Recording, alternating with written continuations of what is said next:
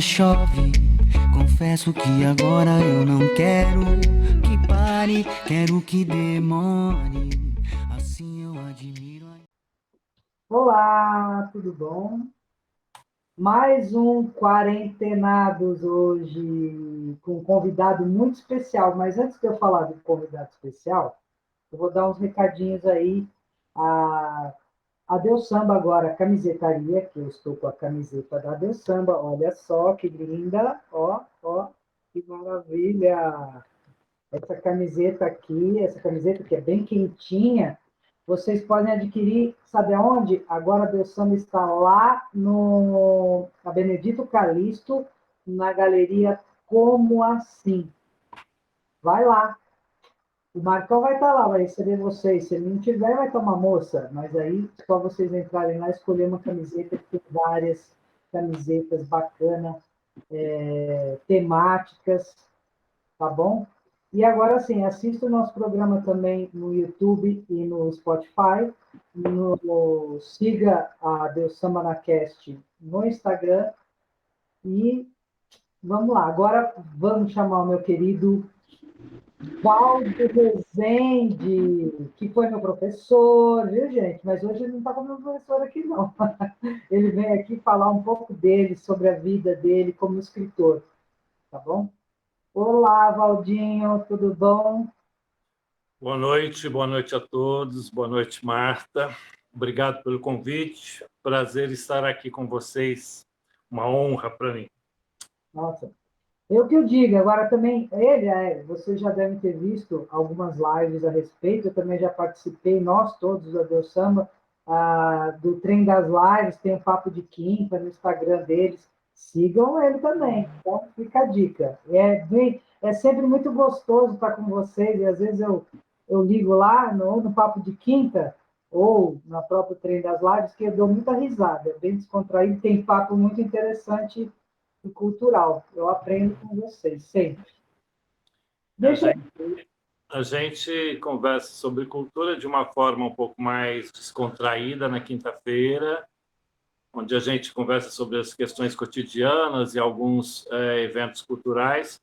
Já no Trem das Lives de domingo, aí a gente normalmente tem um convidado, um tema específico, todos estão convidados. E deixa eu te perguntar uma coisa, Valdo. Assim, você, como eu era sua aluna, né, na faculdade, mas você sempre escreveu, né? Sim, eu acho que a vida toda. Como é que começou essa tua, essa tua vocação para escrever, que você escreve super bem, né? Obrigado. Eu acho que assim, começou uma. Eu acho que a escrita vem da necessidade de contar histórias, no meu caso. Na minha infância, eu ouvia muitas histórias do meu avô, de uma vizinha, Dona Antônia, meu avô José, os meus parentes todos, né? A gente morava em Uberaba e tinha parentes em outras cidades. A minha avó morava aqui em Campinas, tinha tias em Ribeirão Preto, em São Joaquim da Barra. Então, quando a gente se encontrava nas reuniões familiares, rolava muita história, as pessoas contando o que tinha acontecido, não era um papo assim cotidiano.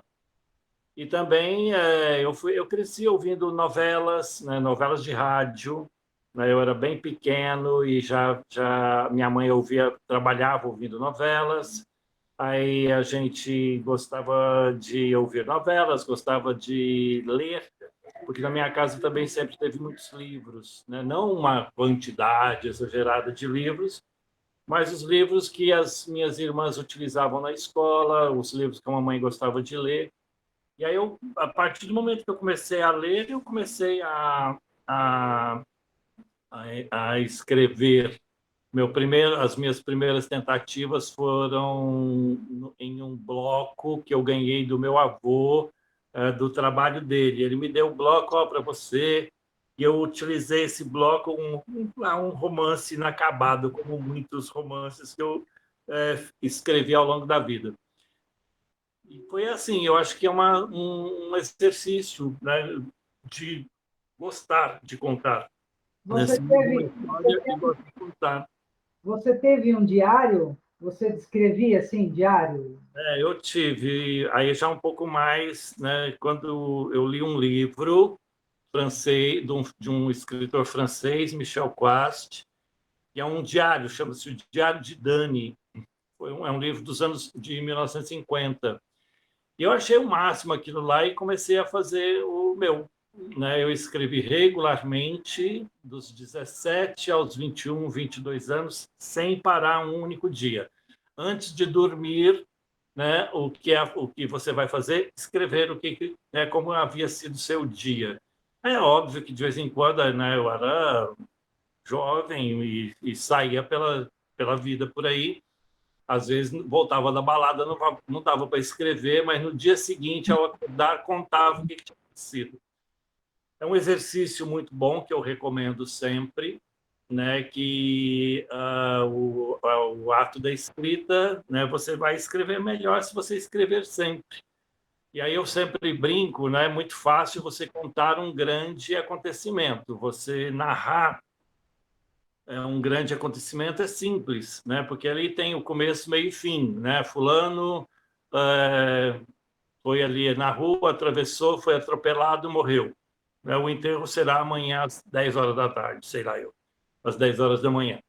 É muito mais complicado você escrever sobre o nada que aconteceu na sua vida hoje. Você acordou, ficou morgando, e aí não aconteceu nada, você ficou esperando uma coisa que não deu certo, ou então você tem, assim, eu dividia quarto com meu irmão, né? Aí você quer escrever, teu irmão está ali, você não quer que ele... Entendendo? Então, assim, o nada, e eu acho assim, é muito complicado você escrever sobre por que a sua mãe está te irritando, porque ela quer que você não coloque a mão sobre a mesa, porque isso não é de bom tom, entendeu? Sabe aquela coisa? Não limpe o nariz em público, né? Então, escrever sobre essas pequenas coisas cotidianas é o grande exercício, né? Agora, sempre no sigilo ali, porque eu acho que diário é uma coisa íntima, é um exercício seu para consigo mesma, né? Não é uma. Porque a partir do momento em que você pretende expor, já é outra história. Né? Uma coisa é o texto que eu estou escrevendo, né? Por necessidade própria. Então, assim, se eu tiver que xingar, hoje a Marta me irritou, né? Gostaria de matá-la. Eu vou lá e escrevo isso, mas é uma coisa meu. Se você ler, você vai ficar profundamente chocada. Mas eu não estou interessado em te matar, foi só ali. Eu estou. Agora, se eu for escrever sobre a Marta publicamente, para publicar, né, tornar isso público, eu preciso fazer um trabalho melhor no sentido de correção, né, de responsabilidade. Eu tenho que considerar o que você vai sentir ao ler e por aí vai, né? Essas coisas todas. E por falar em escrever, você também, sempre, pelo que eu conheço, né, seu, você fez teatro também, você escreveu muita coisa de teatro. Eu E qual a escrevi. diferença de escrever um livro, né, essa questão do livro, e escrever uma peça, vamos dizer assim? Porque as pessoas podem achar que é simples, mas são duas coisas completamente diferentes, né? Uma doideira. Eu escrevo teatro ainda, espero escrever um pouco ainda antes de morrer, mas teatro você escreve para que outra pessoa diga, né? Então, uma coisa, é óbvio que quando eu escrevo um texto em prosa, um romance, etc., né, um conto, você vai escrever para que alguém leia, reflita sobre isso, né? Agora, quando você escreve teatro, você entra no lugar de vários personagens, né? Quando eu estou aqui escrevendo teatro, se você tiver, né, eu não gosto de escrever na presença de outras pessoas. Quem gosta de escrever na presença de outras pessoas é médium, né? Que vai lá, todo mundo está vendo ele escrever bonitinho. Eu acho bonito, eu acho uma coisa linda. Mas, assim, eu começo a escrever, eu sou todos os personagens. Então, eu fico fazendo as vozes, eu fico fazendo as caretas, porque escrever para teatro significa eu dizer, Marta, eu te amo, e significa você responder, vai a merda, entendeu? Então, é uma coisa assim, né? Então, eu tenho que ter o romantismo e ter a aversão, né? Uma briga, né? Ao escrever um diálogo, né? O teatro é ação, então você vai transformar a narrativa do romance, do conto, em ação, ou seja, pessoas falando e a partir disso a coisa acontece. É uma doideira. É muito bom, eu escrevi já, sei lá, umas 40, 50 peças por aí afora, e tem uma carreira de teatro legal, né, que eu gosto muito. Você teve você dirigiu não, você com a Betânia, eu sei que você participou com ela, agora o que que Eu você... colaborei na assistência de direção com o Ulisses Cruz, né, do show Dadá e as Sete Moradas, né? Então a gente conversava, eu estive no Rio algumas vezes para ensaios e conversando com ele sobre o show, e foi uma experiência um tanto ou quanto marcante, né? Tivemos assim uma série de questões que infelizmente eu não tenho, o registro que eu tenho disso são os textos que eu guardei as anotações da Betânia pedindo que ela queria música assim assado, e também em relação à amizade que eu tenho com o Ulisses Cruz, né? Mas não saiu, por exemplo, eu não tenho registro no programa, porque aí envolvia uma questão financeira, aí uma coisa mais um tanto ou quanto delicada. Mas foi um trabalho interessante, foi como assistente, né, assistente de direção, né, que o Ulisses conhecia alguma coisa do repertório dela, né? E eu colaborei com ele nesse aspecto de dar algumas indicações de música, etc, etc, por aí. Aliás, você e Betânia, aniversário, né? No mesmo dia. Isso também é uma coincidência legal, que eu acho que... É uma coisa interessante, porque assim, tá, ao longo da minha vida, essas histórias, né, uma coisa é você admirar uma pessoa e outra coisa é você conhecê-la, né? Então, assim, agora mesmo, essa história com o Tarcísio, eu contei a semana passada, numa live, aí o meu encontro com o Tarcísio Meira, e algumas pessoas que eu tive a oportunidade de conhecer na vida. E aí é uma coisa bastante interessante. A gente guarda, exato, num primeiro momento você se choca, no primeiro momento você gosta ou não gosta, fica decepcionado ou não, depende da pessoa, dependendo muito da situação, né?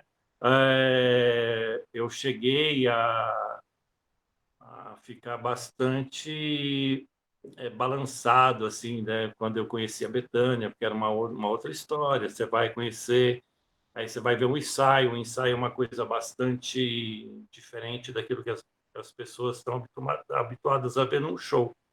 Mas eu já tinha noção do que era um show de música, então não foi grande problema, não. Mas foi um momento gostoso, bom de se lembrar da vida. Foi lá em 1980 e as pessoas não tinham nascido. 84, 86, por aí, não me lembro exatamente o ano.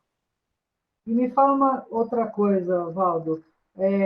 Efetivamente, qual foi o seu primeiro livro que você escreveu? Efetivamente, assim, tipo, eu vou escrever porque eu quero... Todo mundo quer plantar uma árvore, né? Ter filhos e escrever um livro. Não, eu acho que aí está uma diferença, se me permite, assim, né? Eu não quero nem plantar árvore, nem escrever um livro assim, né? Funciona na base de eu escrevo porque eu vivo, entendeu? Eu vivo porque eu escrevo. Então, assim, é, uma coisa é eu escrevo blog, né, e aquela coisa toda, o diário, as peças de teatro, e um monte de coisas não publicadas, etc, etc. Então, assim, o ato de escrever me leva ao ato de publicar. Eu escrevo para que alguém leia, né? Então, num primeiro momento, aí me permite voltar no teatro. É uma coisa muito louca. Eu acho que uma das experiências mais marcantes na minha vida como escritor de teatro foi a minha primeira peça, porque assim, eu escrevi e dirigi, né, essa peça. E aí está aquele negócio lá na frente, né, o palco, os atores lindos, maravilhosos, a peça bonitinha, tudo certinho, só que ninguém sabe que foi você que escreveu. Aí, a hora que terminou a peça, eu me lembro disso, assim, eu fiquei parado, esperando, achando que todo mundo viria me cumprimentar, me abraçar, e não veio ninguém. Pelo contrário, veio um cidadão que, por acaso, de origem italiana, que tinha uma outra cultura e que sabia exatamente, isso eu estou falando lá de Uberaba, do bairro onde eu morava, etc. Né? E ele veio me cumprimentar. E ele percebeu no ato que eu estava assim, né? Imagina a plateia toda, como é que fala? Cumprimentando os atores e me ignorando. Né? Então, assim. O escritor, quem escreveu, né? O verdadeiro. Quem criou tudo aquilo, né? Pois é. E aí eu aprendi, né, que você escreve para o outro, e o outro não está nem aí para você. Ele está ali para aquilo que ele lê, para aquilo que ele vê. E aí também as pessoas vão fazer uma visão do que é o escritor, entendeu? Eu mesmo tinha uma visão de que eu quero ficar quietinho no meu canto, eu tenho que trabalhar, né? Eu gostaria de ficar quietinho escrevendo. Sabe aquela coisa que eu olho assim na história do Jorge Amado? E eu, assim, falei assim, será que um dia o Jorge Amado pegava a Zélia Gattai, a esposa dele, iam para Paris, ficavam 4 meses em Paris, escrevia o livro e voltava para o Brasil, entendeu? Ele ia para Paris para se isolar do cotidiano, de ter gente visitando. Quer dizer, né, o ir para Paris significa isolar-se. Eu tenho que lavar roupa, entendeu? Eu tenho que cuidar da casa, eu tenho que fazer comida, né? Então, é uma coisa completa. Então, voltando, o primeiro livro, né, que eu vou considerar assim, a minha estreia literária, eu publiquei um conto numa coletânea, que é essa daqui, ó, Alter Ego, né? O Otávio Cariello, que você conhece, que organizou essa coletânea, tá? E ele me convidou para escrever um conto, são 20 e tantos autores, né? E aí eu participei, e é muito legal, até aquela coisa assim de você... Eu fiquei muito... a minha estreia literária, mas só para você ter uma ideia, o que significa isso? Deixa eu te mostrar um negócio. Olha que linda, né? O desenho do Otávio, a ilustração do Otávio. Aqui esse livro é para ele é dedicado a alguém, não é o meu. E aí, por exemplo, mas quando eu publiquei este conto, né? Ou seja, este livro já estava escrito, que é o Dois Meninos. Quer dizer, esse eu tenho. Hoje eu estava procurando aqui, não está na minha... Eu preciso pôr na minha biblioteca aqui em casa. Ele está lá em cima numa caixa minha. Olha lá, hein? Espero que esteja, hein? Tá, sim, eu comprei com carinho, li. Deixa eu te contar uma coisa, falando nessa história que eu me lembrei um ato agora, que é muito doido. Sabe essas campanhas que tem por aí de doe livros, aí você tem umas caixas na estação do metrô, você dá lá e dá um livro para a pessoa ler? Você achou o seu lá, por acaso? Oi? Você... Não, eu deixei os livros assim, legal, deixar alguns livros aí para as pessoas lerem. Uma semana depois você pode procurar aí como é que chama? No Submarino da Vida, está em... como é que chama esse negócio que vende livro aí? Essas lojas de livro usado, entendeu? Sebo. Sebo, entendeu? Quer dizer, assim, a hora que eu vi meus livros no sebo, assim, o livro novinho, não usado, não lido, eu foram aqui, isso é brasileiro, a relação do brasileiro com a leitura. Ao invés dele pegar o livro e ler, ele vai lá e vende no sebo. Mas voltando aqui, que é o que interessa, né, que bom que alguém pegou meu livro e levou para o sebo, espero que alguém veja, etc. Este livro já estava escrito, eu escrevi, foram 4 a 6 anos para escrever esse livro, né? Entre escrever e depois revisar, aí mudou como é que chama, os negócios de português lá, e eu Exato. teve que revisar o livro para nova ortografia, entendeu? E aí a batalha para buscar uma editora, etc., etc., até vir a sair este livro aqui. Eu sei que você que imprimiu, pagou a impressão e tudo mais. Foi, né? Porque e aí tem eu já tinha feito uma experiência anterior, né? Também um outro livro eu tinha organizado, que é este aqui, entendeu? Só que isso é para uma editora. E aí as editoras vêm e falam para você assim, olha, esse livro não romance não interessa, né? Não vende contos, poesias, ninguém quer publicar, a não ser que você tenha um grande nome. Agora, para ter um grande nome, você precisa publicar, né? É que nem a minha amiga que está nos Estados Unidos, ela também escreve contos lésbicos, né? Então, ela faz toda aquela história, mas também ela que paga toda a impressão, mesmo nos Estados Unidos. Só que lá, por exemplo, se você escrevesse, como você escreve no seu blog, se você tivesse um canal, você ia ganhar para escrever aquilo. Ela ganha $300. Já ajuda, né? Tipo, cada trecho que ela grava, escreve, ela ganha $300. Então, já é pelo menos uma coisa. Então, na época, eu decidi, né, assim, eu fiz o caminho de outros escritores aqui brasileiros, né? Você vê você pega um escritor de sucesso como o Paulo Coelho, mas o primeiro livro ele também publicou pagando, né? Foi uma edição própria. Eu não vejo, sabe assim, olha, eu queria fazer, fiz, não gostava da ideia de chegar e as pessoas falarem, isso não vende, aí por que não vende? Aí, no princípio, aí você acha que é um livro por conta do tema, né? 2 meninos, a história de um par, né, de rapazes, um deles contrai AIDS e vem a morrer. E não, lamento se alguém está pensando em spoiler, né? Eu já conto isso logo no primeiro capítulo, né? O que interessa não é a novelinha, o que interessa é a trajetória desse grande amor, né? E o que foi a história, a AIDS no Brasil nos anos 80. Né?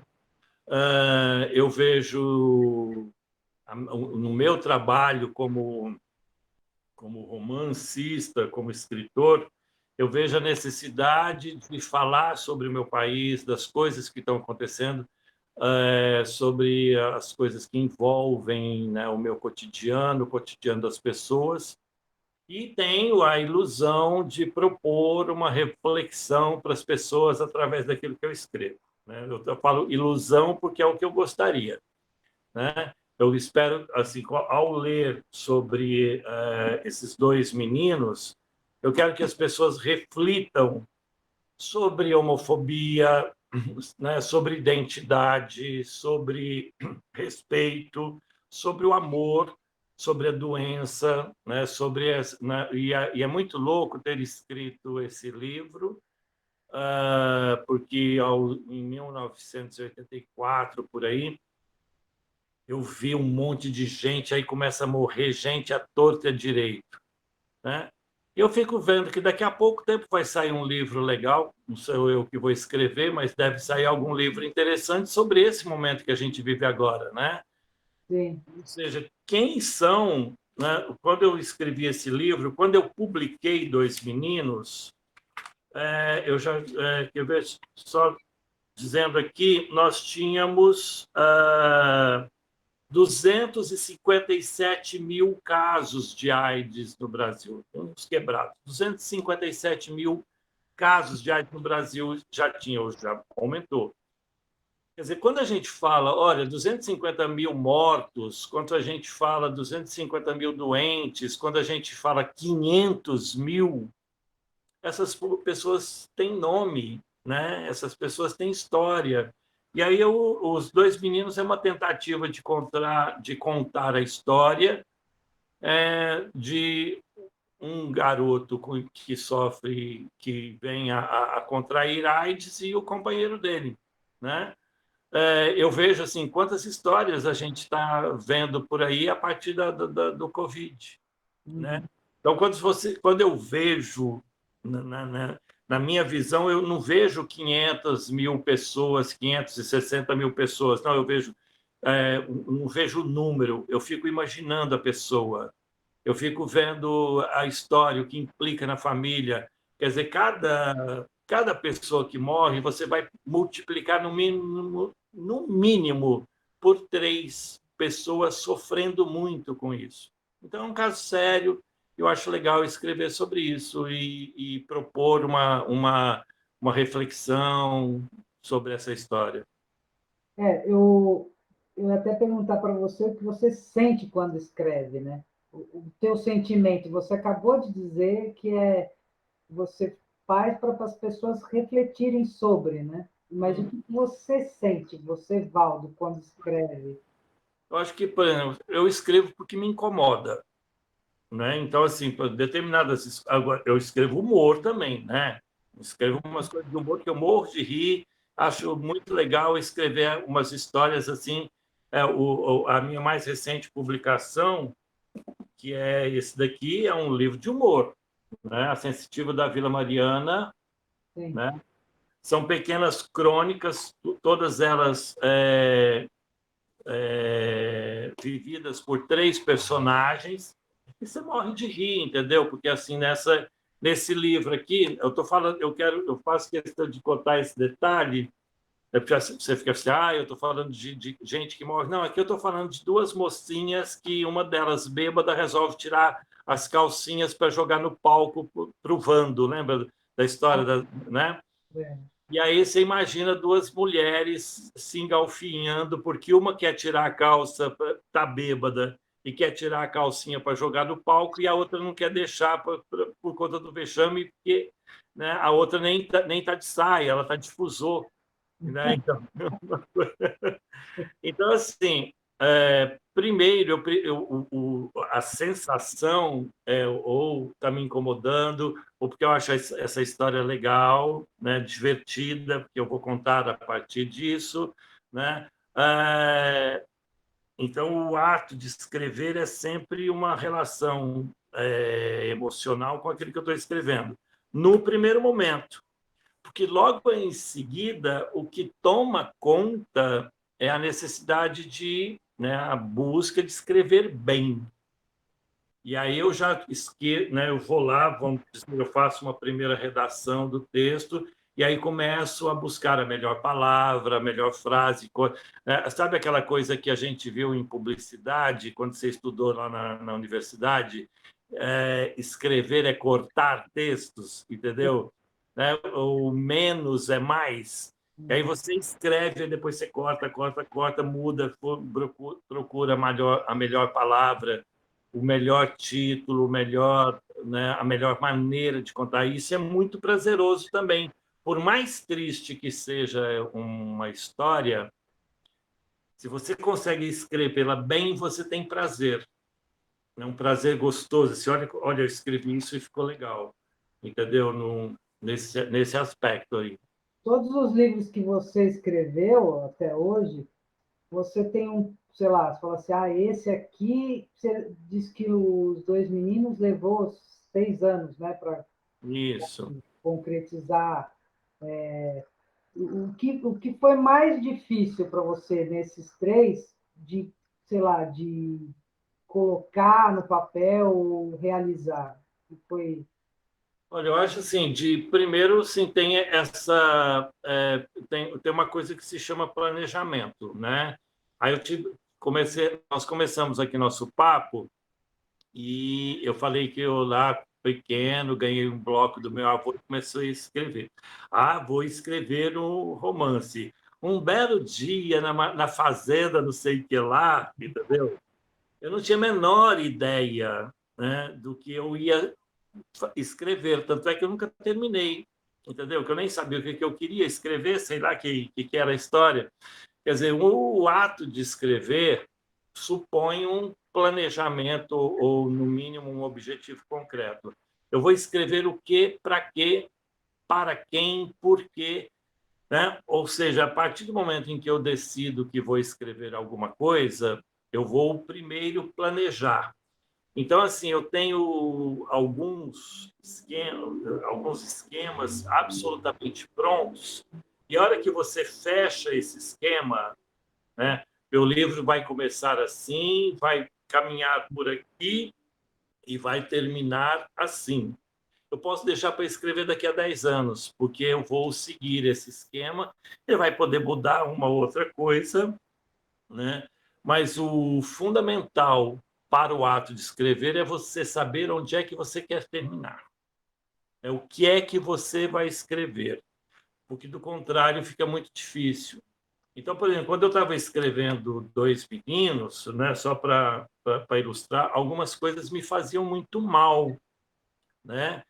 Porque eu vivi histórias, eu perdi pessoas, eu tive uma relação que hoje em dia, por exemplo, ao escrever um livro que já está pronto, que eu não vou lançar, que eu vou lançar ainda, tem um livro chamado O Vai e Vem da Memória, meu próximo lançamento.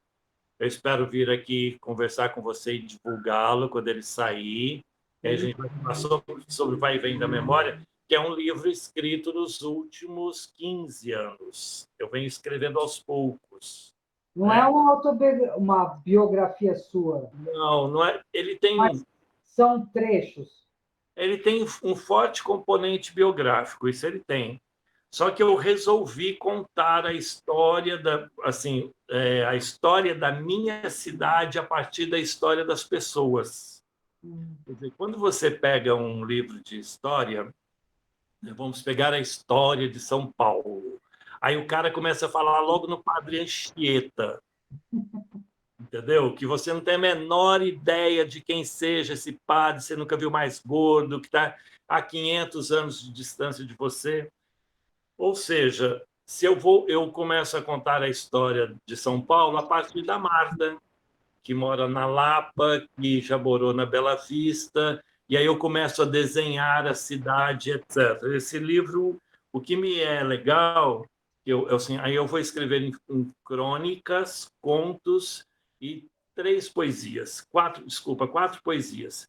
Então, assim, ao contar a história das pessoas, eu vou construindo a história da cidade, entendeu? Então, as pessoas que já tiveram a oportunidade de ler, elas se identificam a partir da história delas, que aí é legal. Então, assim, não dá para falar que é a minha história, porque não é só a minha história. Não dá para falar que é a história de Uberaba, porque também é a história de várias outras cidades. E vários outros elementos, uns 5, 6, por aí, não me lembro exatamente, acho que 5. Ao invés de contar a história, eu crio uma história para contar a história. Ou seja, deixa eu te explicar. Em Uberaba teve uma série de crimes muito terríveis, né? Algumas mulheres, né, davam agradinhos, ficou conhecido na história da cidade como crime do agradinho. Então, as mulheres faziam comidas e colocavam pequenas doses de veneno e ia matando as pessoas, os inimigos delas aos poucos. Então, ela levava 2, 3 anos. Você imagina, eu levo para você, olha, por isso que ficou conhecido como crime do agradinho. Olha, eu levo para você. Olha, Martinha, eu fiz um pudim para você. Lá tem 1 grama de cianureto. Você come o pudim, não percebe, está maravilhoso. Só que ao longo do tempo, você comendo coisas feitas por mim e envenenadas sutilmente, aos poucos seu organismo vai reagir e você vai morrer. Você começa a ter. E esse envenenamento lento não aparece, não é envenenado, não, ele vai destruindo o seu estômago, o seu intestino, o seu fígado, sei lá o que, entendeu? Eu acho esse crime ótimo, entendeu? Eu acho muito divertido. Aí eu, quer dizer, eu não ia contar esse crime chato. Aí eu coloco a história de uma mulher. Aí eu conto isso através de um conto. Uma senhora que resolve, que é traída pelo marido, e ela resolve. Eu tomo essa história como base para contar uma história, uma Medeia, né, É, mineira. E aí é muito legal. Então, assim, nossa, eu estou falando muito. como você disse que você vive, por isso você escreve. Então, acho que Isso. aí são diversas histórias. Você escreveu um romance, aí você escreveu também vários contos em conjunto, né, com várias pessoas. Isso eu me lembro, eu estava na faculdade ainda, eu lembro que eu fui lá nesse dia também. O alter ego? É isso. Aí teve também o outro lá, 2020, é isso? O livro? Isso. Esse é um livro técnico, é um livro sobre marketing, sobre profissional de propaganda e marketing, que a gente reuniu um grupo de professores lá da universidade para escrever esse livro, né? E você tem algo assim, fora esse vai e vem da memória, você tem alguma outra coisa assim no, escondido, por trás, aí, sei lá. Olha, eu tenho, por exemplo, assim, eu tenho, na verdade, estou com, o Vai e Vem está pronto, eu quero ver se eu lanço ainda, eu estava vendo aqui agora, talvez eu consiga lançá-lo em novembro, porque eu pretendia lançar esse livro em março do ano passado. Aí veio a pandemia, eu ingenuamente acreditei que seriam só 15 dias de quarentena. Ao invés de março, eu peguei adiei para abril. Aí, depois de abril, eu adiei para maio. Aí eu esqueci, né? Deixa aí, talvez. Aí já passou um ano, é uma coisa louca, né? E agora eu vou escrever esse. Eu quero ver se eu lanço em novembro. Mas a gente trabalha, né? A gente fica aqui brincando de escrever. Eu estou escrevendo, na verdade, eu tenho 2 outros livros já a caminho, né? E aí, assim, bom, qual que eu vou escrever primeiro? Eu vou escrevo um pouco aqui, um pouco ali, mas eu quero escrever algumas coisas. Logo, logo teremos, espero ter vida e saúde e memória para escrever 2, 3 livros mais, né? Mas E, você também está fazendo um projeto com teatro, né? Que vai começar agora. E na verdade, a gente vai dar continuidade, né?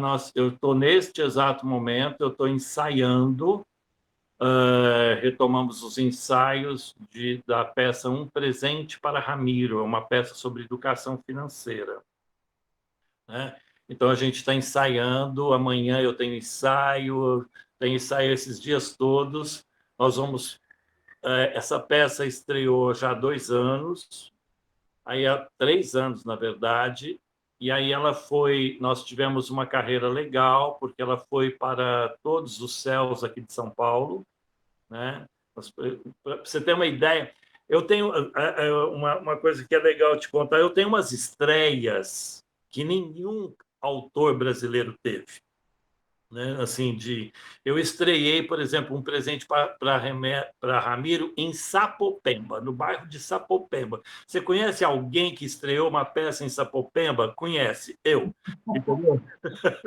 Então, assim, lá no céu, em Sapopemba, eu nunca tinha ido, não tinha ideia do que tinha, né? Conheço o bairro de nome, E aí nós tivemos uma apresentação, uma pré-estreia aqui no Teatro Maria della Costa, aqui no centro de cidade, mas a estreia oficial para patrocinador e não sei o que lá, não sei o que lá, foi no céu de Sapopemba.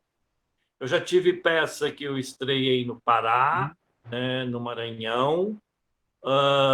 Já tive peça que eu estreiei no Pontal do Triângulo Mineiro. Então, você procure alguém que estreou uma peça na cidade de Canápolis. Eu. Aqui fizemos peças, porque assim, eu estou te dizendo, é muito comum um pessoal fazer teatro aqui em São Paulo e sair viajando por aí, mambembando, né? Eu trabalho com uma produtora, Sônia Cavantan, já há muitos anos, e a gente vai nos locais e cria peças lá com atores locais, com profissionais locais. A gente leva o mínimo possível de profissional daqui, né? Mas não abrimos mão, por exemplo, de que os atores sejam regionais. Então, eu já trabalhei com atores do Pará e Maranhão, já trabalhei com atores mineiros, com atores aqui do Vale do Paraíba. Nós fizemos peças em Cruzeiro, Queluz, Lavrinhas, assim como fizemos peças aqui em Santos, São Vicente, Cubatão. Então, assim, a minha carreira de teatro, ela é peculiar. Assim, muita gente aqui em São Paulo, né, não me conhece, mas eu tenho dezenas de peças que eu estreiei, que eu escrevi, estreiei, fizeram, graças a Deus, uma carreira belíssima. No Pará e no Maranhão, nós ficamos 2 anos em cartaz, né? Por cidades, né? 16 cidades do Pará, 12 cidades, desculpa, do Maranhão, e aquelas cidades assim que nunca teve teatro lá. O que você gosta mais, escrever para o teatro ou escrever um livro? Livro. Livro? Eu gosto de escrever teatro. Eu acho o seguinte: eu adoro escrever teatro. Eu gosto, assim, ó, eu estou falando assim para você, mas se alguém me chama, eu já fico todo cheio de vamos lá, começo e já viajo na maionese e vou que vou. Só que tem um detalhe, né? No Brasil é muito complicado. Então, assim, as duas coisas têm o seu lado. Por exemplo, escrever o meu livro significa que eu vou ter uma grande batalha para publicar, um grande trabalho para promover, divulgar, vender. Né? Ninguém quer comprar o livro, o pessoal quer ler, vem te pedir livro de graça, entendeu? Alguém te pede imóvel de graça, você vende imóvel. Né? O seu trabalho é vender imóvel, entre outras coisas. Né? Você não sai por aí dando casa. Por que eu tenho que sair dando livro? Entendeu? Tem essas bugigangas. É que nem o pessoal pedir ingresso de teatro. É uma chatice. Não seja mal educado, não peça. Né? É o nosso trabalho. Né? Eu acho que você... tudo bem eu fazer uma delicadeza e te oferecer um livro, te oferecer um ingresso da minha peça. Mas perceba que isso é o meu trabalho, eu sobrevivo disso. Ou seja, quando você escreve um livro, você tem olha, preciso de grana para publicar, preciso de grana para divulgar, fazer o lançamento, tentar vender, distribuir, o escambau a quatro. Quando é teatro, a coisa piora, porque aí você envolve, por exemplo, você vai ver nessa peça chamada Um Presente para Ramiro, logo a gente vai colocar no YouTube, vai divulgar por aqui, né? Essa peça, você olha, tem 5 atores em cena, mas por trás desses atores tem mais 40 e poucas, 50 pessoas no total trabalhando para isso. É uma peça para 50 pessoas. Uhum. Não dá grana para, né? Você mais perde no sentido de financeiro, você ganha muito pouco, vamos dizer assim. Então você precisa do patrocinador, você precisa, né, enfim, dos incentivos culturais. e aí vem aquele imbecil falar que você está ganhando para fazer, porque o indivíduo não tem a menor noção de como funciona. Eu detesto gente que fala, né, as pessoas não têm a menor noção do que seja a Lei Rouanet, essas leis de incentivo cultural. Eu te falo que a gente foi para 22 cidades, no total dá 22, 24 cidades, sei lá, eu do Pará e do Maranhão. Nós fizemos o Nordeste inteiro, nós fizemos todos os céus de São Paulo, porque tivemos patrocínio via incentivo cultural. Né? Então, assim, quer dizer, acabei de dizer aqui para você, para aquelas pessoas mal avisadas, né? Olha, eu cuido da minha casa, eu cuido da minha roupa, eu não tenho empregadas, eu não tenho limusine, eu não viajo de helicóptero, eu não tenho um avião particular, eu não ando de iate, eu ando de busão e trem de subúrbio. E sou beneficiário da lei de incentivo cultural. Então, vá se informar para ver como é que funciona. Né? Então, assim, esse benefício da lei é tanto para mim quanto para você que vai assistir um espetáculo. E, do contrário, a gente não tem condição de produzir, porque sai muito caro. Você imagina vai fazer uma peça e você ter grana para pagar 50 pessoas. Pagar dignamente. Eu não estou pagando, não estou dizendo mega salário, não estou falando de Neymar, pelo amor de Deus. É. Eu estou falando de pagar um salário mínimo para cada pessoa. Né? Aí é complicado. Então, assim, escrever no Brasil é meio coisa de louco. Né? Você sabe. E agora também com a pandemia, o que mais sofreu foi a área de eventos, os artistas todos, né? Que, meu, como é que Sofrendo. Sabe, assim, quer dizer, quando as pessoas estão, por exemplo, olha, para ir para por que a gente vai gravar nós vamos gravar e vamos colocar isso no YouTube de graça para as pessoas, e depois nós vamos tentar fazer algumas apresentações presenciais. Neste exato momento, né, em que a pandemia ainda está por aí, se nós formos para um teatro, tem que ser cadeira sim, cadeira não. Ou seja, de um teatro com 400 lugares, você só vai oferecer 200 ingressos. Nem sempre nós vamos vender os 200 ingressos, então né, já começa por aí.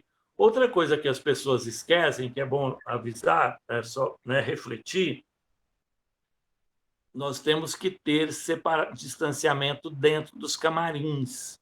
Então, você tem ali, você pega uma peça, esses musicais que rolaram por aí com 30 pessoas, impossível. Onde é que você tem um...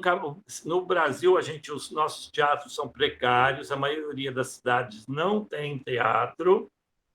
Quanto mais né, você tem um banheiro lá para todo mundo, quanto dirá um banheiro para cada um, ou um camarim grande o suficiente para você dividir este espelho sim, este espelho não, entendeu? Então, é praticamente impossível. Né? Você imagina o que as pessoas estão sofrendo. A maioria também, que eu já vi, que fazem teste em todo mundo. Faz o teste. E enfia o cotonete lá no nariz, que dói porque eu já fiz, e aí fica lá. E se, por exemplo, se a peça demora mais de uma semana, repete o teste. É uma coisa surreal. Né? Essa semana eu vou fazer 2 ensaios presenciais, né?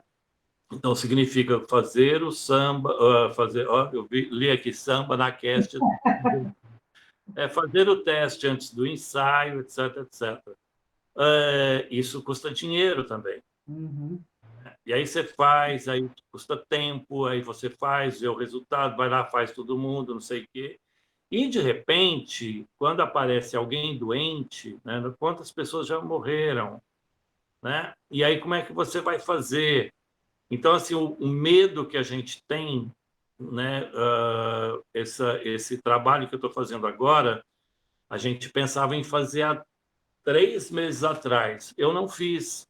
Eu não vou sem estar vacinado. Eu só vou porque eu já tomei as 2 doses de vacina. Né? Todo mundo tem que vacinar. E aí eu vou, já me vacinei, assim mesmo vamos usar máscaras, vamos fazer o teste, porque a bugiganga está por aí. E eu não estou interessado em morrer. Entendeu? Agora, fora isso, você também tem um blog, né? Tem um Bem, blog que você escreve, que é também sempre muito divertido o que você escreve lá. Fala um pouquinho, quando começou esse blog? Eu sei que acho que é desde a da época da faculdade, não é não? começou o meu primeiro blog é de 2009, né? Eu comecei em 2009. Aí eu fui trabalhar num site chamado Papolog. Lá eu tinha aí eu fui trabalhar profissionalmente.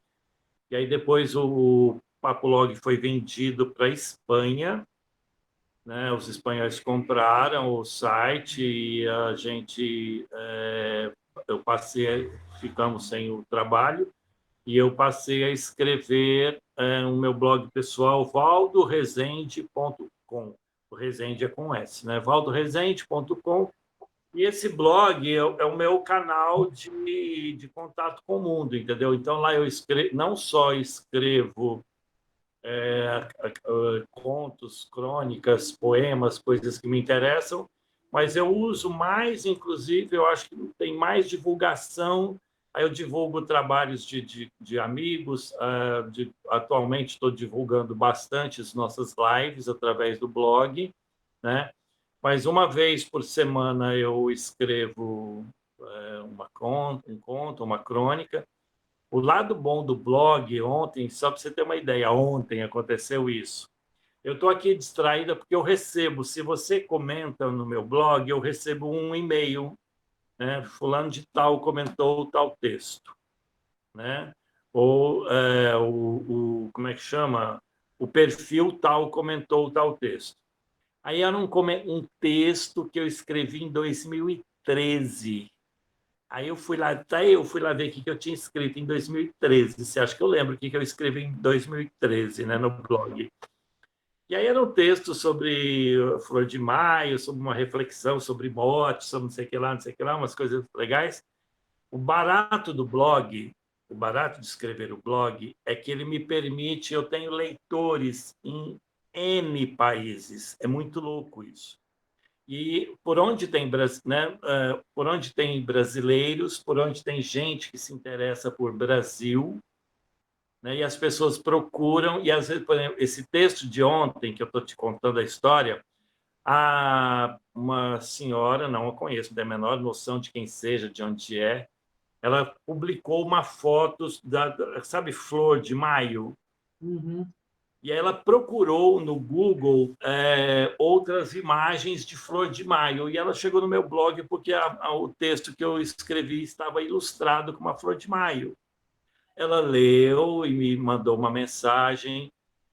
Então, assim, eu me lembro, quando eu escrevi o blog a primeira vez, eu fiquei encantado, porque, assim, você escreve um livro, você pega esse aqui, né, este aqui, né? Eu escrevo hoje, você tem ideia, este livro, materialmente falando, quanto tempo ele vai levar para chegar em Londres? Né? Então, assim, eu tenho que ir, pegar, botar no correio, vai levar uma semana. Quer dizer, não, o blog me permite, no ato, a hora que eu coloco aqui, né? Sim. Então, eu tenho pessoas, os nossos colegas, meus ex-alunos que moram. Então, eu tenho gente em Paris, em Londres, em Tóquio, Miami, São Francisco. que estão lá e acabam vendo e de vez em quando se interessam pelo texto e vão ler ou dão um recado. E também muita gente que eu não conheço, né? Então são milhares e milhares e milhares de leitores, né, ao longo do tempo.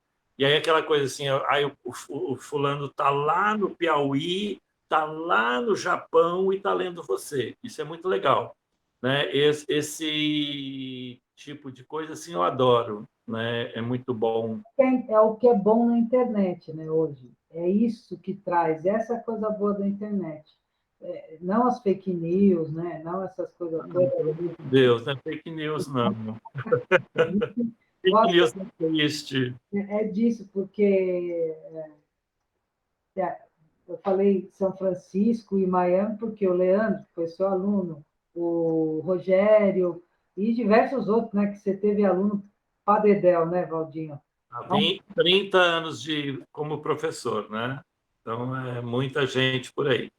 Eu já dei aula para filho de professor, né? Então, assim, você falar, dar aula para filho é fácil. Não, eu dei aula para o filho adulto. Então, você fez faculdade comigo, aí passa 10, 20, 15 anos, está lá seu filho, né? Às vezes mais, como já aconteceu, 25 anos depois aparece seu filho lá fazendo faculdade comigo. E É o, muito e o- bonito. o bacana é que você está aposentado, né? Você se aposentou, Como professor, estou. sim, mas você nunca parou de produzir. Você produz peça, você produz livro, você tem o blog, tem Eu acho que as lives. Você se atualiza também, porque eu sei que eu fui aprender essa parte digital, você estava comigo lá aprendendo. eu acho assim, é uma coisa é, da idade, por exemplo, assim, o que é a velhice? Para mim, a velhice não é nada, entendeu? A velhice me incomoda quando dói o calo, entendeu? Aí dói aqui, dói lá, o dia que né, eu brinco, o dia que acordar sem nenhuma dor é porque você está morto. Agora, eu tenho duas opções na vida. Uma, eu vou ficar aqui assim, estou aposentado, ou vou viver, né? E viver, para mim, implica estar atuante. Eu acho, né, nesse aspecto, e participar do mundo em que eu vivo, quer dizer, eu vivo num mundo... tem horas que eu fico, hora que eu estou escrevendo aqui, como é que eu sobrevivi escrevendo? Porque eu escrevi os primeiros textos, eu escrevia a lápis, caneta, né? Aí depois você datilografava. Aí, né, na hora que na penúltima linha você errava, destruía a folha inteira e começava tudo de novo para mandar o texto bonitinho para alguém. Na época que eu me formei, não tinha digital ainda, não tinha nada disso. Eu fui aprender depois. Você na época que eu fiz, você me dava artes visuais, né? Não tinha essa parte de internet. Então, e aí, por exemplo, eu quero estar no meu mundo, entendeu? Eu estou no mundo, eu detesto a expressão da sua época. Minha época é agora, entendeu? Da sua época era quem já morreu, entendeu? Sabe? Na minha época. Minha época é agora, né? Eu acho que eu insisto, né? Se me permite aqui um plá para as pessoas que estão nos vendo, né? O canal de comunicação que a gente tem com o mundo valioso que é a internet precisa ser bem usado, né? Primeiro, que bom que a gente possa usar, né? E que bom que a gente pode chegar no mundo inteiro. Agora, a gente pode usar isso com responsabilidade, com criatividade, com inteligência, com responsabilidade. Então, não dá para ficar escrevendo fake news, não dá, né? A gente sabe que, assim como a gente caminha tentando fazer o bem, tem um monte de gente aí, né, fazendo... Né, o demônio está solto, né? Então, a gente estar vivo, atuante, é fundamental para estar bem, né? Eu vejo o legal, né? Aí eu volto a te falar, quando eu era criança, aí eu comecei a escrever, aí eu me botei na cabeça que eu precisava amadurecer para escrever, né? E eu só ia publicar meu primeiro livro após os 50 anos. Foi o que eu fiz, né? E então, assim, é um projeto, assim, não é uma coisa de Tipo, vou escrever, pronto, acabou. uma coisa planejada, pensada. Não vou escrever qualquer coisa. Não é vaidade, né? É o meu canal de comunicação com o mundo é escrita. Eu estava vendo hoje, não sei, nós estamos hoje conversando aqui, né? E a gente vendo essa história do Afeganistão, né? Por exemplo, eu vou escrever daqui a pouco e eu quero, você vai ver esse texto daqui a pouco. Quando eu trabalhei na Varig em 1900 e nada, né? Em 1900 e hélice. Era aquela propaganda assim, Varig, Varig, Varig, Pois Cruzeiro, Cruzeiro. eu me lembro terrível na época que eu trabalhei. Eu trabalhei aqui em Viracopos, em Campinas, e aí um sujeito né, que burlou a vigilância e se agarrou e entrou no trem de pouso do avião, né, e se agarrou lá às rodas para ir embora, porque ele não queria ficar no país, né? Obviamente que a hora que o avião levantou o voo, né, esse cara se espatifou, não virou nada lá ele caiu na própria pista. Aí eu vejo essa história do Afeganistão, não sei se você viu, você fala assim, se eu fosse escrever essa história, as pessoas estavam dizendo que eu estou mentindo. Não, isso aconteceu em Viracopos, né, nos anos de 1970, e agora, em 2020, né, eu vejo as pessoas tentando sair do Afeganistão e se agarrando no avião e caindo lá de cima. A gente vive num mundo problemático. Então, assim, esse tipo de coisa, em algum momento, eu vou escrever uma história sobre esse aspecto, entendeu? Então, assim, o lance da escrita é você contar o mundo, recontar a vida, né, propiciar esse conhecimento e levar as pessoas através inclusive de diversão, né? Pode contar uma história, ela pode ser triste, ela pode ser alegre, ela pode ser bem-humorada, mas sempre uma história legal para que propicie alguma coisa boa para as pessoas. Tem as histórias aí de fez sucesso, mágica, aquele Harry Potter, né, que a mulher escreveu, ganhou rios de dinheiro, eu não sei o que, as cores, não sei o que cinza, peraí. Games of Thrones da vida. Game of Thrones.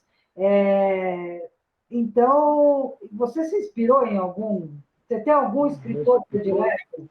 Eu estou a quilômetros-luz de distância disso, entendeu?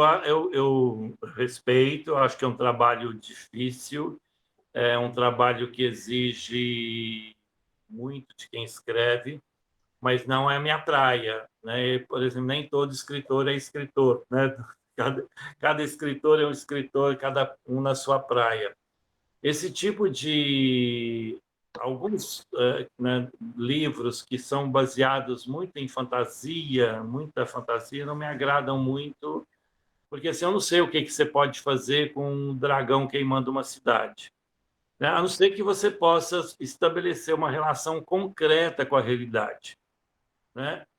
Eu, por exemplo, assisti toda a série Games of Thrones, só adoro os atores, virei fã, sigo no Instagram, aquela coisa toda. Só que eu tenho a noção concreta de que aquilo é diversão e de que aquilo é ficção. E não vou escrever texto me lamentando porque o dragão morreu.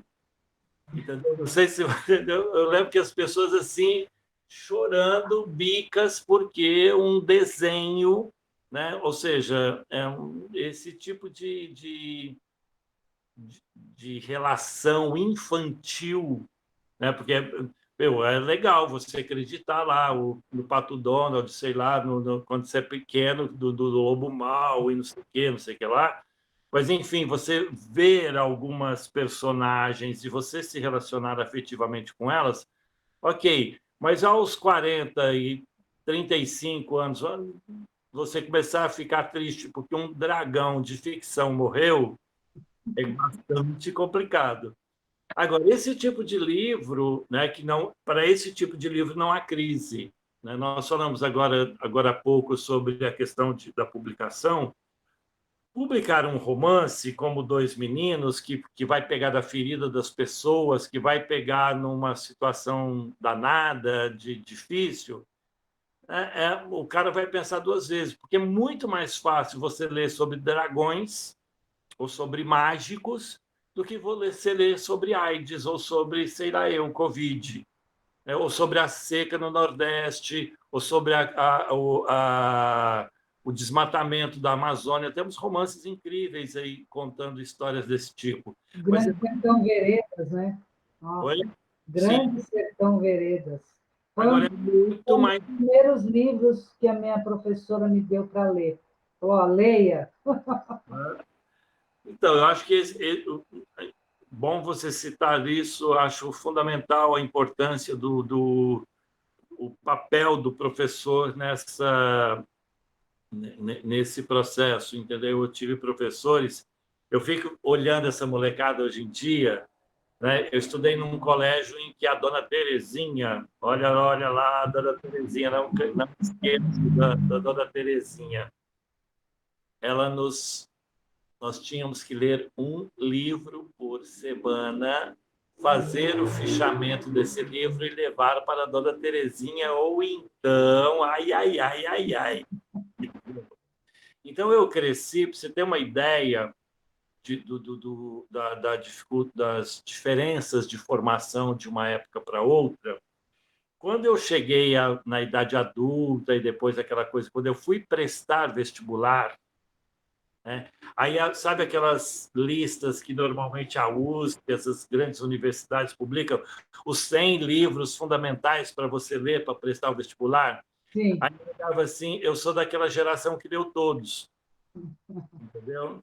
Então, assim, hoje em dia, não sei, com certeza, se sair uma lista, eu devo estar um pouquinho desatualizado, porque eu não fico aí, né, não acompanho mais e também estou distante, tem outros tipos de leitura.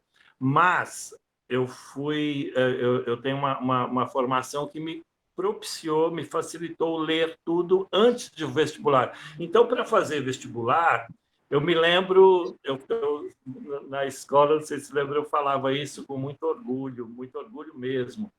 O último vestibular que eu fiz, sem cursinho, né, foi para a Unesp, eu estava com 28 anos e passei em 14º lugar. Né? Ah, você acha que 14º lugar não é nada? Então, vai aos 28 anos, sem fazer cursinho, com a escola que se tem hoje, e vai prestar um vestibular numa universidade pública. Né? Então, eu acho nós precisamos melhorar a educação, e a educação passa por professores como a minha dona Terezinha e a sua professora, que você lembra o nome dela? Ou eu vou te... Ou não consegue? Lembra? Baraldi. Sobrenome dela, Baraldi. Agora, eu queria Eliana Baraldi. Eliana Baraldi, que Deus aguarde que tenha na melhor do seu mundo. São professores que propiciaram a gente uma visão de mundo diferenciada. Então, assim, na época, eu poderia espernear. Eu nunca tive problemas, né, esses problemas que algumas crianças têm hoje em dia, ai. Na minha casa, não, a gente tinha que estudar e pronto. Quando eu tirava 10, a minha mãe virava para mim com uma seriedade, aquela coisa portuguesa. A mamãe era filha de portugueses, não fez mais que a obrigação.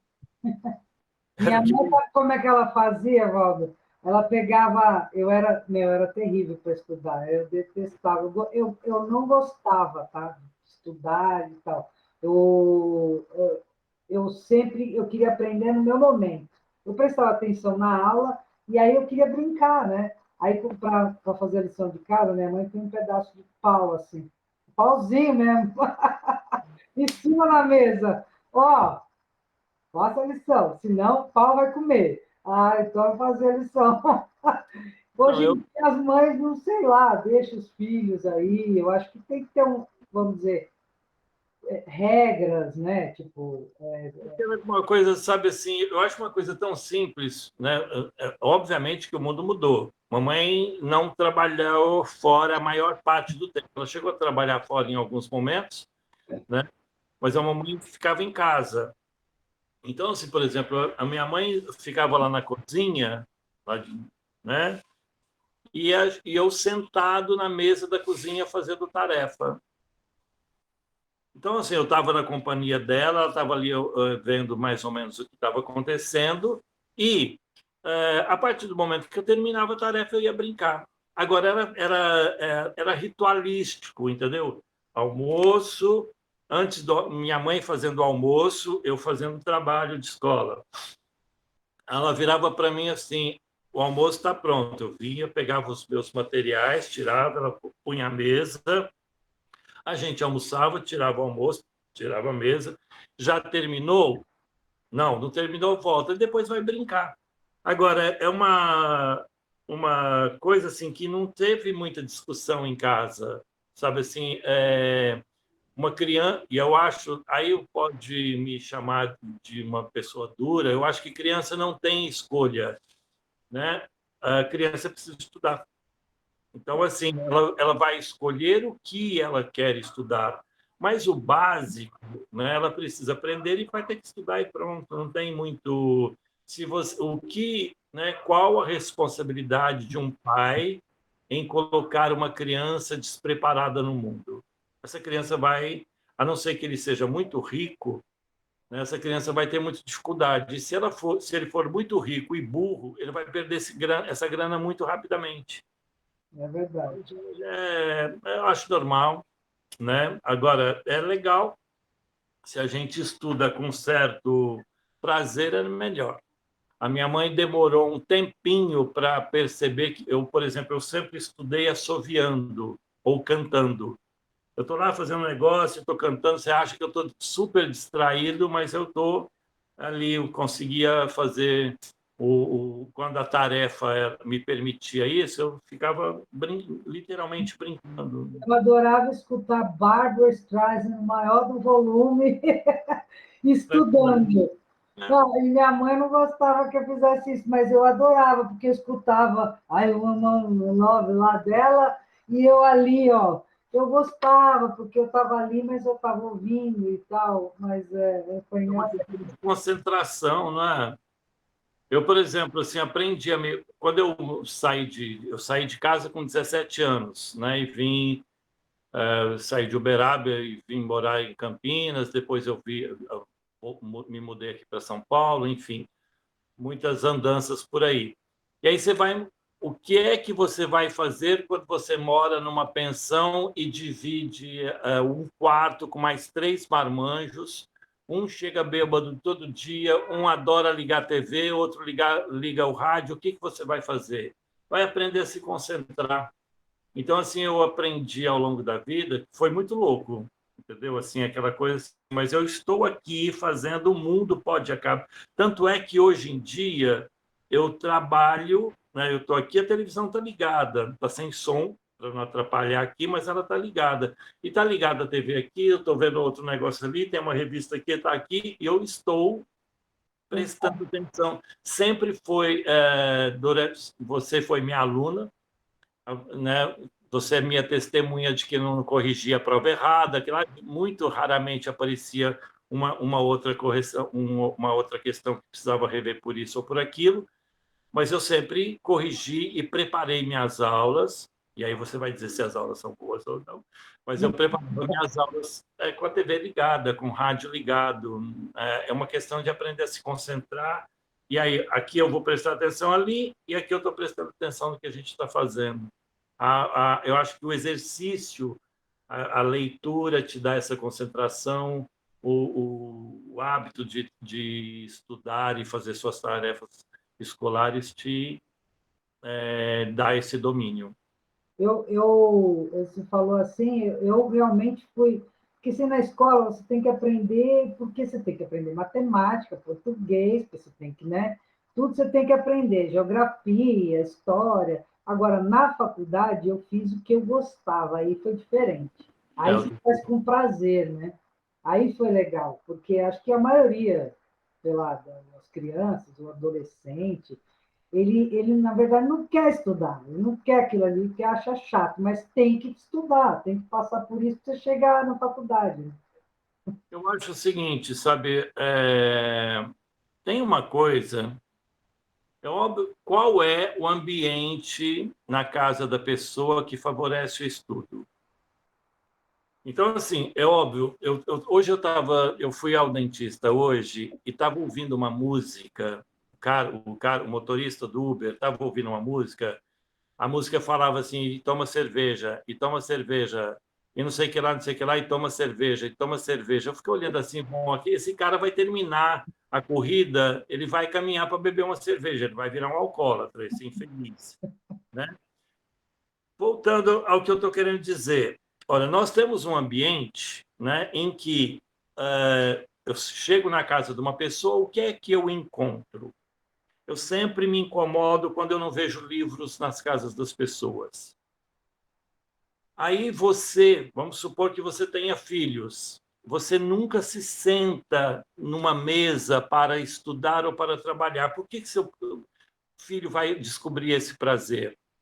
Uma das primeiras conquistas materiais da minha vida foi uma escrivaninha, né? Assim, eu dividia o quarto com meu irmão. Aí meu irmão ele fez 17 anos e foi prestar serviço militar em Brasília.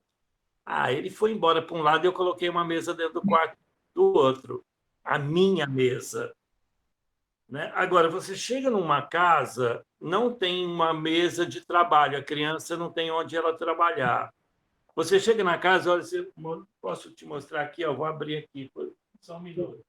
Né? Aí você tem livros. Eu tenho livros pela minha casa toda. E é óbvio que, em um determinado momento, alguns livros vão interessar para a pessoa. Agora, o pai e a mãe fica sentado assistindo jogo de futebol, novela e alhures. Você falou uma coisa bem Como é que interessante. a criança vai gostar? Na minha casa tinha uma biblioteca. Era um escritório onde meu pai tinha escrivaninha, que eu botei fogo lá uma vez para brincar. E aí era Barça, sabe? Lembra da Barça? Uhum. A gente não tinha computador, né, para fazer pesquisa, tinha que ir na biblioteca ou você tinha na sua casa. E nessa época não tinha computador ainda, hein, Marta? Não tinha. Não, Na época da Barça não tinha computador ainda. 55 anos, mas, bom, não pode. Até na época da faculdade tinha computador, mas não tinha a internet que tem hoje, né? Hoje, o celular, você carrega aqui, né, a internet. Não era assim. Então, era muito mais. Hoje é muito mais fácil. E tinha um monte de. E meus pais, até, sei lá, uns anos atrás, até mesmo quando eles moraram lá em Americana, tinham os livros, mas vendeu a Barça, vários. Meu, isso é uma relíquia. Agora, mas veja bem, imagina o que é para uma criança, né? Você está dentro da sua casa, né? Eu só usei computador quando eu estava fazendo mestrado, né? Eu fiz toda a minha carreira estudantil na base da máquina de escrever. Quando eu cheguei na máquina de escrever, já foi um ganho, entendeu? Que eu tinha a minha Hamilton, né? Estúdio, bonitinha. Nossa, foi também uma grande. Eu tinha uma Olivetti em casa. Foi uma das grandes aquisições da minha vida, a minha máquina de escrever, entendeu? É óbvio que aí você tem na sua casa, você está fechado no mundo, e aí você descobre uma Barça, uma enciclopédia toda ilustrada, linda, maravilhosa. Quer dizer, hoje em dia as crianças têm isso também na TV e na internet. O que eu acho que falta, né? Na maioria das casas que a gente vê por aí, falta o pai, a mãe ler, se interessar. Né? Por que você vai exigir que seu filho estude se você não estuda? Então, assim, a partir do momento em que eu vejo meu pai estudando, minha mãe estudando, isso faz parte da vida. Né? Agora, se meu pai só bebe cerveja, o que eu vou me interessar? Por cerveja. É uma beleza, eu adoro cerveja. O seu avô te deu um bloquinho para você escrever. Já te incentivou lá no começo a você escrever, ler, né? Então, assim, a minha família toda sempre teve relacionada com livros, entendeu? Ou o hábito de escrever cartas uns aos outros, enfim. Mas voltando aqui na questão da educação, né, eu acho que é o seguinte: se teu filho te vê como uma pessoa que produz conhecimento, que exercita conhecimento, eu não estou fazendo uma coisa chata, não. Olha, produzir conhecimento, escrever um blog, escrever, sei lá, eu desenhar, enfim, escrever poesias, sei lá, eu fazer o quê? Aquilo que você acha que deve. Mas, fundamentalmente, se seu filho vê você sentando, lendo, filho tende a imitar o pai, né? Os pais. Ele vai lá, vai sentar, vai achar, descobrir que prazer é esse.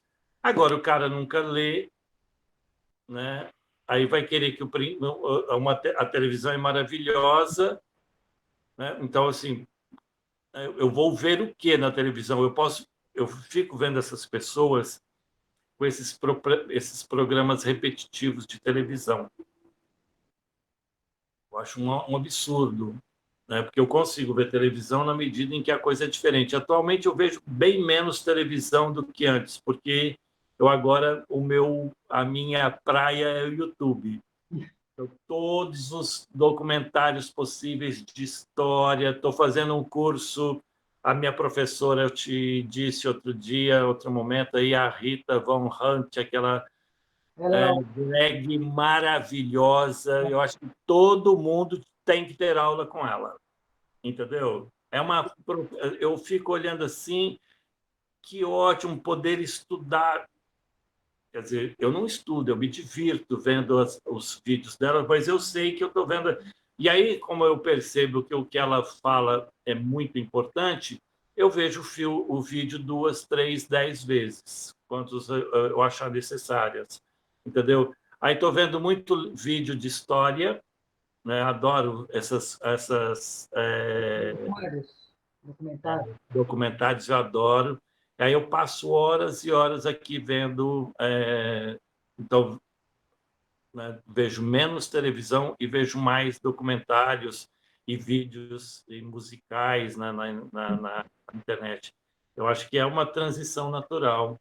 Você abandonar a TV e passar a ver a internet aí. Você acredita que toda pessoa pode virar um escritor? Olha, toda pessoa pode se comunicar através da escrita, ok? Isso é fundamental. Agora, escritor, eu acho que todo mundo pode ser. Agora, preste bem atenção, o que você... Essa sua pergunta é capciosa. Não, porque assim, para ser um escritor, precisa ser. O que precisa ter para você se tornar um escritor? Você falou para mim que você vive para ser um escritor. Então, para você escrever, você tem que ter bagagem para escrever, né? Você vai escrever. Mas também tem que saber escrever, que nem Jorge Amado, ele era um cara que falava do dia a dia ali, das pessoas e tal. Eu estou colocando ele, mas tem N outros, mas esse eu gostava do modo que ele escrevia. Então, eu, por exemplo, se eu for escrever, eu vou ter um jeito lá de escrever, mas não vai ficar igual ao seu. Eu acho que aí tem, por exemplo, primeiro, uma coisa é a ação, né? O ato de escrever todo mundo pode, toda pessoa alfabetizada escreve, Sim, né? vamos virar um escritor, fazer Né? um livro. Agora é aquela velha história. Você pode escrever, você pode cantar, você pode jogar futebol, basquete, nadar, né? Você vai melhorar isso quando você assume isso como uma profissão, que é o meu caso, né? Eu escrevo profissionalmente, então desde muitos anos, desde os 20 e poucos anos, que de vez em quando eu ganho um dinheirinho escrevendo, né? Então, assim, todas as vezes que eu escrevi para teatro, eu acabei ganhando uma grana, né, a minha sobrevivência. Escrevi para revistas, para jornais, né, foi aí nessa história de escrever para jornal que eu entrevistei o Tarcísio, como eu falei agora há pouco, Tarcísio Meira, né? Então, assim, eu escrevo profissionalmente, né? Então, se eu escrevo profissionalmente, você, como profissional, você não faz cursos de venda, não faz cursos de marketing, não faz cursos... Eu faço curso de escrita. Eu tenho, pelo menos, eu dou cursos, dou curso de redação, dou curso de composição de texto, né, de composição e redação. Eu devo ter aqui em casa pelo menos uns 20 livros de como escrever. né? Então, escrever também é um exercício, você tem que Um exercício. exercitar, aprender, né? Tipo, procurar Tem aprender que a escrever. procurar aprender e exercitar. Agora, é o tal negócio, sabe, assim, de... Primeiro, eu acho que você precisa ser alfabetizado, reconhecer os seus limites. A português é uma língua difícil, entendeu? Então, assim, você vai ter que... Aí você vai fazer uma escolha, ou você vai se tornar um literato, ou você vai se tornar sei lá, um professor de português. Eu não gosto eu gosto de ter um pouco mais de liberdade, principalmente ao escrevendo teatro. Eu preciso ter maior liberdade para colocar na voz do personagem a voz da pessoa, né? Então isso me leva a ter alguns problemas assim, eu preciso escrever, vou contar com um profissional de revisão, vou contar com isso, né? Sabendo dessas dificuldades todas da língua, buscar me atualizar, etc, etc. Agora, exercício, né? Eu preciso estar no mundo, né? E olhar o que está acontecendo no mundo, viver, sentir isso e escolher, fazer as minhas escolhas na hora de escrever. Com qual mundo eu quero me identificar, de que forma, com qual tipo de texto, se o texto é poético, se o texto é descritivo, se ele é narrativo, enfim, por aí vai. Agora, para o que você, para a gente dar uma fechada aqui de ouro, né? Essa aqui eu queria perguntar para você, Valdo, o que você já fez muitas coisas na vida, escreveu um livro, já produziu peça, já escreveu peça. O que faltaria para você ainda fazer? Que você gostaria ainda, sei lá, putz, eu queria, sei lá, nem que fosse saltar de paraquedas, não sei. A saltar de paraquedas é uma boa, viu? Eu acho assim, vou citar um escritor, Fernando Sabino, que no livro Encontro Marcado, a primeira parte do livro, ele faz essa reflexão. Quando você escolhe uma coisa, você renuncia a 99 outras. Então, é óbvio que se eu escolher estar em São Paulo significa deixar de morar em 100 outras cidades. Escolher escrever, né, me deixa de fora, enfim. Do que eu gostaria de acontecer, que eu espero, estou trabalhando e torcendo para que isso aconteça, eu quero ver meu livro no cinema. Isso, né, não quero dirigir, não quero fazer filme, né, mas estou aí, por aqui e ali. Olha, se alguém quiser, a história é super legal. Tem assim, eu acho, por exemplo, assim, vou brincar aqui, já que você falou assim, ó, olha, eu gostaria de ver um filme com dois meninos, acho que dá um filmaço lindão. E eu acho que esse aqui, ó, Sensitiva da Vila Mariana, com suas pequenas histórias, dá um seriado de TV maravilhoso. Com um detalhe, eu não quero fazer, eu quero sentar, né, E ver seus personagens. e se ver, assim, que é o que acontece volta e meia no teatro, né? Isso no teatro já acontece. Eu vejo, aí eu chego lá e olho, olha, e até eu esqueço que fui eu que escrevi, entendeu? Agora gostar, o que agora também se não acontecer não tem problema, entendeu? Mas Né? Ninguém sabe, de repente, o Quarentenados vai ficar rodando no YouTube aí, de repente aparece você, vou falar com esse cara aí, não sei, tudo pode acontecer hoje na internet, tudo é possível. eu sonhei há muito tempo atrás, né? Eu queria ser ator de cinema. Antes de virar ator de cinema, quando eu comecei a fazer teatro, eu comecei a trabalhar como ator. Odiei. Não quero ser ator, entendeu? Não quero. Agora, recentemente, para essa peça que está agora, né, em cartaz, a gente vai substituir um ator, porque ele teve que se afastar por isso e por aquilo. Aí a produtora, assim, olha, eu estava aqui pensando que eu acho que você deveria fazer essa personagem. Aí eu Ah, olhei para ela e falei: você está louca, né? Nem pensar, nem discuto essa possibilidade. Não, não... Então é uma coisa muito louca, porque que aí eu acho que é a questão da vaidade, da ilusão, da criancice. Eu, quando era criança, eu comecei a ver cinema, eu me apaixonei, eu queria ser ator de cinema. Só que eu não tinha a menor noção do que era ser ator. Quando eu fui ser ator, eu disse: não quero ser ator. Eu acho que, assim, ó, se quiser escrever, escrever é uma coisa árdua, né? Escrever, se prepare para levar o... Não é aquela coisa que você escreve, daí a 2 minutos fica pronto, né? Você vai escrever... Um bom trabalho vai levar, no mínimo, 1 a 2 anos para ficar bom. é uma construção, né? Pode ficar tempo, se você se tiver exclusivamente nada assim. Vamos supor que eu seja contratado para escrever um livro. Acho que em 3, 4 meses eu escrevo, mas precisa vir uma grana legal para que eu não precise lavar roupa, para que eu não precise limpar a casa, não precise fazer minha comida. Sabe aquela coisa assim, você ficar por conta do livro, porque do contrário não dá certo, né? Bom, agora, bom, a gente já falou tudo que tinha que, acho que até acho que a gente poderia ficar mais horas, mas aqui batendo papo, falando dos teus causos lá de Minas Gerais, que você tem uma história, poderia contar de Cazuza, que eu lembro até hoje da história que você contava, que Cazuza estava lá embaixo, onde você morava. Então, assim, tem N histórias, mas eu vou deixar isso para os seus próximos livros aí, que você vai escrever. A gente vai contando aos pouquinhos.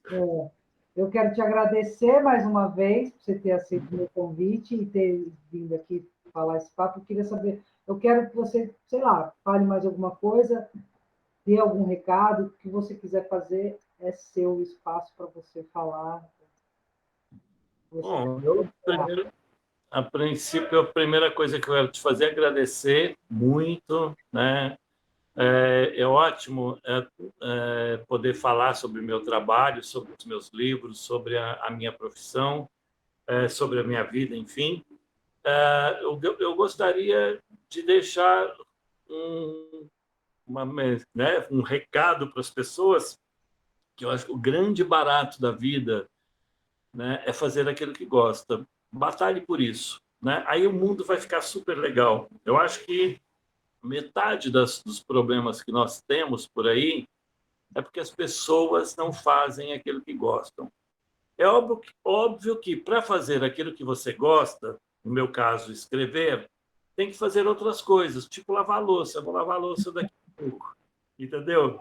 Mas eu lavo a louça sabendo que após a louça eu posso sentar aqui no meu computador e continuar escrevendo. Então, um abraço para o pessoal do Deus Samba na Cast, né? Muito obrigado, e eu espero que a gente se encontre em outras oportunidades. Eu estou louco para aglomerações presenciais. Vamos torcer para acabar isso logo, vamos vacinar, fazer tudo direitinho para acabar com isso logo. Obrigado, querida. Quem não, né? E agora, gente, próximo Quarentenados, fiquem ligados, sigam no YouTube, se inscrevam, dá um like se você gostou, escreva comentários, tá bom? Ó, beijo, e nós estamos no Spotify também. Beijo, beijo. Valdão, beijo! Beijo, tchau, tchau.